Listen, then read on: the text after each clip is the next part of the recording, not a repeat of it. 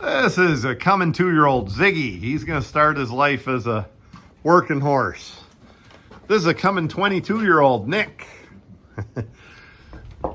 Nick's going to harness Ziggy for us. So that collar you got to unbuckle on top, Nick. And this horse has only been harnessed one other time. I think you folks saw that on the camera. And I'm doing poor camera work here, but hold on. There we go. There we go. Now you buckle it. Don't spread it. You'll break them at the jaw, at the throat, at the jaw. Oh, Nick's used to the good collars, but we don't have one that fits this horse, so this is what we're using. Push it up toward his ears. There we go. Yeah, snap him. Yeah. Let me show you what I was talking about, Nick. Snap him. All right. He did pretty well by that. So Ziggy's wearing a farm collar, an old Irish collar, and it buckles and unbuckles on top. In order to get that over his head, we had to unbuckle it. This collar's not as big as it looks in this picture. It's going to get seated more. If you open these two wide, right here at the throat, this is the throat of the collar. This is the draft. Of course, the top. And that's the buckle up there. This is the rim. Anyway, you can break the straw binding here if you open them too far. So we're careful of that. Nick is getting the harness we fitted to Zodiac Ziggy the other day. I got to change these horses' names. They just don't roll off the tongue well. And Nick is going to, I'm not sure that was good horsemanship. Nick is going to remember that this is a colt that's only been harnessed one other time, and as gently as he can put that harness on. Yeah, good job, Nick. Showing him the harness. Yep, he'll jump a little. He's not used to it. That's why we do this incrementally, one step at a time. Not easy to set that harness down gently either.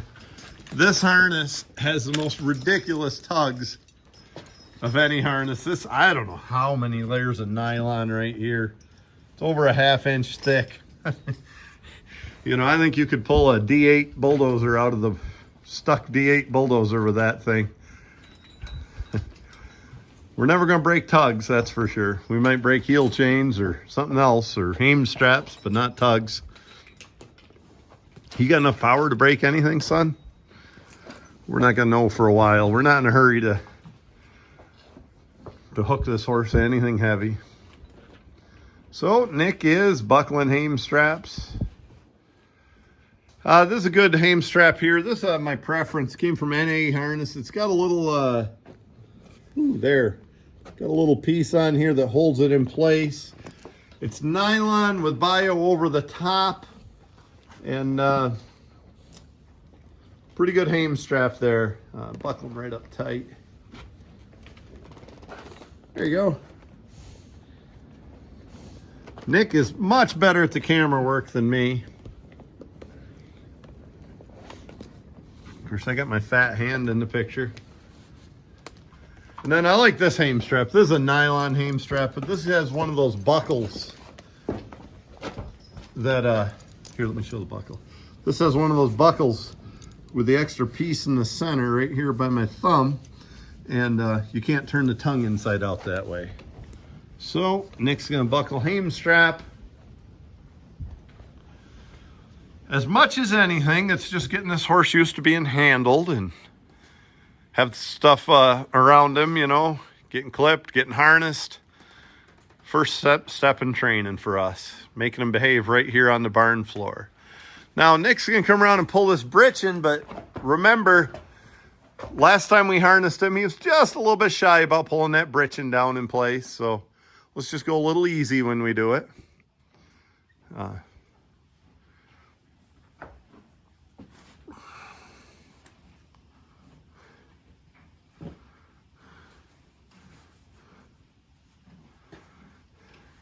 Yep, Nick's calming him down, pulling the britchin' in place. He's not a wild boy or anything, but he's never been harnessed. He doesn't know what it is. So when you pull this back, pull it pretty good and seat the collar if he'll behave. There you go. Yeah, it was much better. See, he's learning. Progress. Everything takes time with horses. You know, Bob Fair up in Arcade used to say everything takes time with horses. The only thing they do overnight is die. Everything else takes a long time. You'll put the crooper on.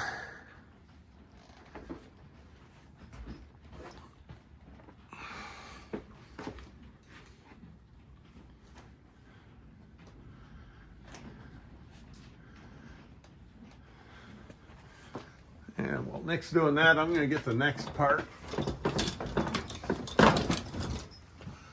Look at me, filming with my left hand and getting harness parts with the other hand.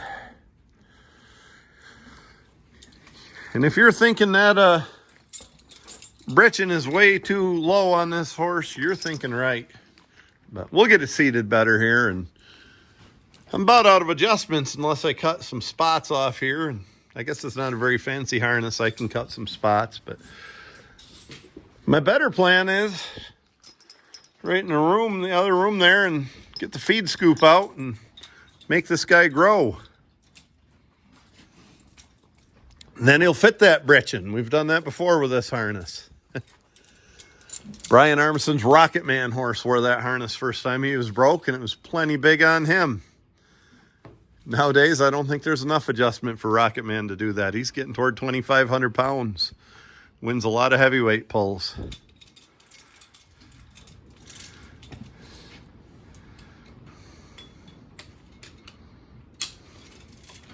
Some horses don't care at all.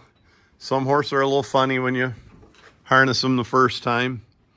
We'll just give them time. All right, right up here. There you go.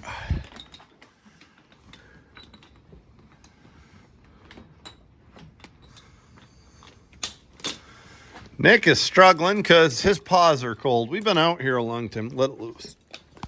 And we've been out here a long time handling hay and stuff, and it's not warm today, so he's got gloves on. Go ahead. Those from up on the side, yep. Now, my dad always taught me to do it from the left, but I do it from either side.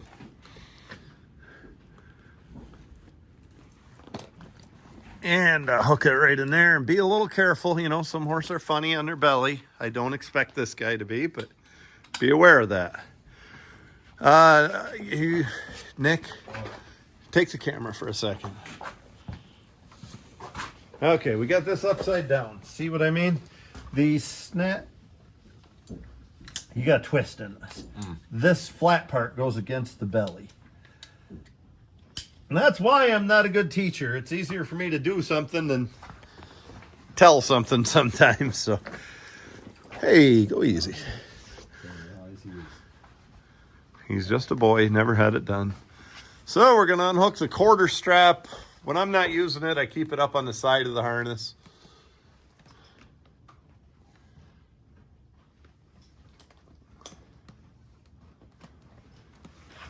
And again, just like that last one, be a little careful. I don't think he's naughty at all, but be aware. And get your belly band while you're there. And there is no place to put the slack on this one. So that's functional. That'll work to start this horse. What I'm going to do right now, just to test him out a little, I'm going to grab this where the neck yoke would hook. And you see that pulling tight? See the britching wiggling? I'm going to pull on him. See? Film that for me, please. And I'm going to get this horse used to the britching. See that? Get him used to the feel of a britching a little bit. Just kind of desensitize him to that. I'm giving it a yank here on the pole strap. He says, that ain't so bad. Maybe someday I'll back a shit spreader in the barn or something. Yeah. Well, guess I'll bridle this boy.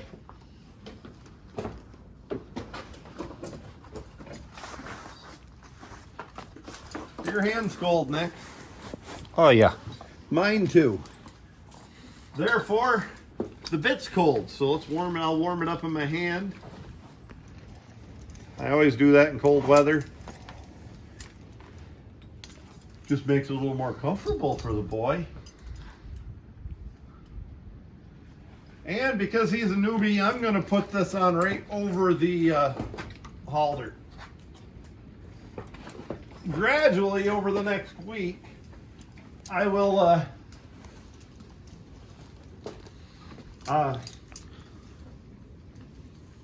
get rid of that halter under the bridle, but for now we want it under there. And then also I'll work on him putting his head down lower when I harness it, when I bridle him. For now, I'm just happy to have a bridle on him. Second time ever being bridled. I thought he did okay. And we will hook the check strap. Partner. We adjusted this in one of the last videos. Got a kind of a loose check strap, but not ridiculous loose. I was going to show you how I teach them to put their head down, but I already have his check on, so he can't put his head down. This is my harness. This is my bitten rig. He got a little mustache. This boy reminds me a lot of Rocket Man. You'd be quite a boy if you're as good as Rocket Man.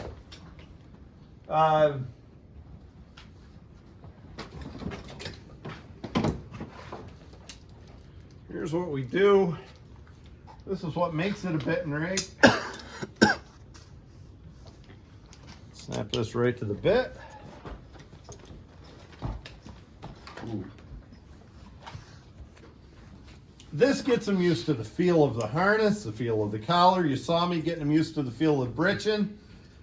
These straps, from the hame to the bit, gets this hoss used to the feel of a bit in his mouth and the feel of lines as he grows up.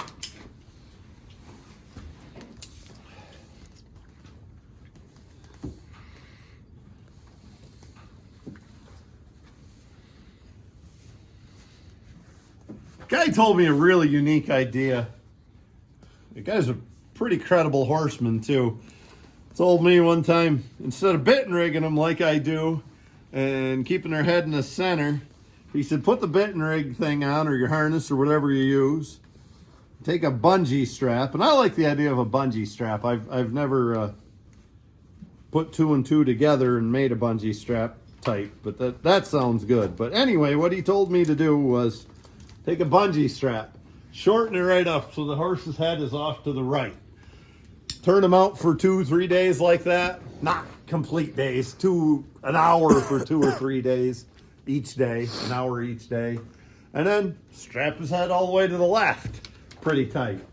And they said he'll be just about broke when you get done. I don't know how that sounds. I'll tell you the truth, how that really sounds to me is like, I'd like to have somebody else try it first. And then I'll tell you how I like it. I think I'm just going to let him go like that, Nick. All right. So film us doing this. See how that hits his head, keeps his head in position, but that kind of, we could tighten them a little. Yeah, we better tighten this a little back.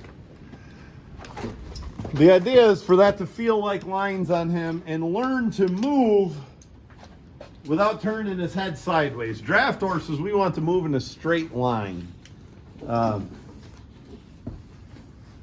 What happens if they turn their head sideways is they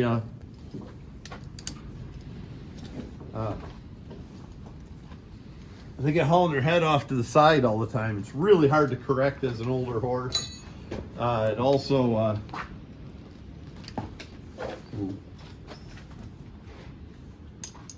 it's bad pulling for him. Even on a light load, you can cause a sore neck if one shoulder's doing all the work. It might be a little too tight, but we got some adjustment there. So obviously, I want both sides the same. I just told you about that trick somebody told me, but whoop, whoop. Just let him do that. He's just a boy. He'll get the feel for cross ties and everything. It's all scary to him. The worst thing I can do is make a big deal of it. You know, I just gonna stand back and let him do that. He'll figure it out. He can't go anywhere. He's not gonna break our cross ties or that good halter. Just let him get a feel for that.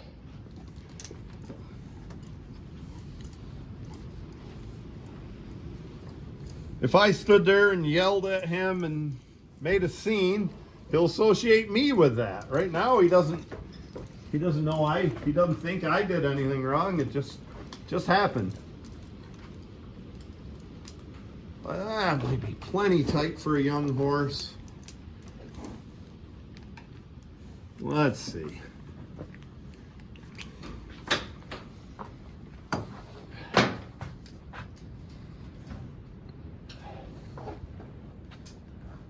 All right, we're gonna loosen this one. Very scientific here. And of course, that's not bad. Okay, we're gonna turn him out. And I am just gonna turn him out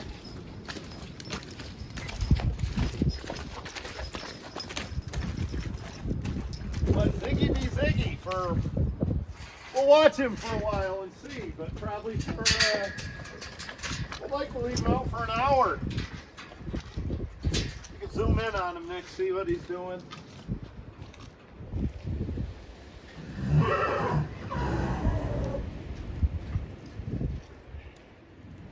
Sure doesn't look, I'll get up here where you can hear me. We need to invest in a microphone, but we need some better paydays first. Sure doesn't look like we're doing much, but that's really training that horse a lot. You know, he gets a feel for the harness. He gets a feel for walking in the harness. Gets a feel for the bridle, the check. Whether you run a check long term or not, it's a good idea to start him with one. He gets a feel for the lines with those side straps. Right there, he's turning. You notice that horse is turning, but he's not turning his neck. He's in the harness, that's what we want. Just let him be a horse. You know, that kind of feels like lines to him. Kind of feels like bit pressure. Can you see him there? Yeah. I've seen horses go bananas when you turn them out like that. Not this boy. He's a good, sensible horse. He's not barn sour. You can hear the other horses are whinnying to him, but he doesn't care. This might be simplicity itself, but I tell you, it's really worked for me through the years. The only thing I'm doing different on Ziggy here than I normally do, I'm running 2 bits on it instead of just one. And looks like he's comfortable enough on that. I'm probably going to dedicate his own bridle to him and start running just 1 bit until he gets broke a little better. So yeah, let him run. I'll babysit him for a while, make sure he doesn't get in trouble. There's not a lot he can get in trouble with out here, but that I like watching him. You'll see him just learn this whole procedure and learn what it's about and learn to walk better and, you know, not afraid of the harness. This is my version of bitten rigging. As I said in the last video, a couple days of this, I'll go out there and I'll unhook those heel chains from his hips and I'll let him drag, let him hit him in the feet, let him get a feel for that. That way, if you ever have to hook a heel chain on the plow or in the woods or something, he's not sensitive about it. He's not likely to take a swipe at you. Also, brush or stepping over a tug, none of that'll scare him if you let them heel chains drag. Yeah, he's learning back up. He can't get away from it. Just he's training himself is what he's doing. And your next step, my next step after maybe a week of this, he's pretty sensible. We might not even need a full week of this. Will be to line drive him, just on a set of lines. We'll do that 2-3 times, maybe 3 times. And if I got something light enough, we might hook him single after that on a light load. Within a couple weeks, we'll be driving him with another horse and driving him like we do any of them. But This is the first step. And I don't always give up on this once the next steps start, especially if he's the type of horse to hold his head off to the side or something like that. You know, I'll line drive him, and after I line drive him, I'll kick him out for an hour, 2 hours like this, and let him get a feel for everything. So, well, we're gonna leave him be. I doubt you want to watch. You miss your brother, dork face. I doubt you want to watch an hour of a horse walking around the pasture, but you get the idea. Maybe we'll show us unharnessing him later. Show it how it works. So, first steps in training. Nick, your fingers are freezing. Oh, well, yeah. You're doing this. It's actually cold for the first time all winter. So, let's just film that boy walking up to the gate and let it end on that. Zoom in on him if you would. Oh, I am. Such a pretty horse. I'll tell you what, he doesn't have the style of his brother. Whoop, he felt that branch hit him. He said, what is going on? He's got blinders. He can't tell. He felt that branch hit him, and that woke him up a little. That's all right. He'll figure it out. That kind of stuff is what this is about, you know? So he doesn't... so he's in the woods someday, and he doesn't get scared when he feels a branch hit him in the back. That's the bit and rig doing its job. Yeah. What I mean is, you guys saw... Oh, look at there. An inventor. You guys saw him. Now he's waking up a little. That doesn't hurt nothing. Just let him do it. Let him run it out. Let him get scared for a minute. He can't get in trouble, you know. He'll get scared for a minute and then just kind of calm down with it. But yeah, he was walking toward the gate real calm. He felt that branch on that tree hit him in the back, and he thought there was a mountain lion attacking him or something. And then he took off running and trotted along a ways and acted silly for a ways, and now he's up here and settling right down. Just what the bit and rig's supposed to do. Well, folks, thanks for being patient and watching this video, and we'll keep you going with every day's progress on young Ziggy here. Thanks a lot. You see Ziggy still walking around. I want to make a point here. I never turn a horse out with a halter on. I tell everybody not to. They can get caught on a tree or a branch or fence post or all kinds of trouble. Stuck on another horse, I don't know. They should just have some freedom without the halter once in a while also. But I'm not only turning him out with a halter on, I got the whole harness on him. But the point I'll make is I babysit him. We're right here working around the barn. We're clipping other horses. I keep an eye on him, and I babysit him so he doesn't get in trouble. The other thing is I'll take him across the street if I couldn't babysit him, but I would babysit him anyway, but have a really clean lot where he can't get in any trouble. But I'm starting to like these branches, actually. The more of them that hits him, the more desensitized to stuff he gets and relaxes. Anyway, that's Ziggy, and that's Ziggy's training.